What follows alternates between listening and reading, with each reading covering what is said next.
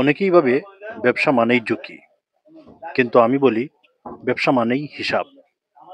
তুমি যদি না জানো কত দামে কিনছো, কত দামে বিক্রি করবে, খরচ কত, লাভ কত থাকবে, তাহলে সেটার নাম ঝুঁকি না, সেটা তো অন্ধভাবে লাভ। তুমি গেঞ্জি বিক্রি করো, তুমি কিনেছো 100 টাকায় আর বিক্রি করছো 150 টাকায়, সোজা কথা 50 টাকা লাভ? না। ডেলিভারি, প্যাকেজিং, মার্কেটিং, সময়, ফেসবুক পোস্টিং, সব কিছুর হিসাব করতে হবে। সব শেষে যদি তোমার 5-10 টাকা থাকে, সেটাই তোমার লাভ। আর লাভের হিসাব যারা যদি ব্যবসা করো, তাহলে সেটা ব্যবসা না, সেটা শুধু ব্যস্ততা। আমি আবার বলছি, লাভের হিসাব ছাড়া যদি ব্যবসা করো, তাহলে সেটা ব্যবসা না, সেটা শুধু ব্যস্ততা।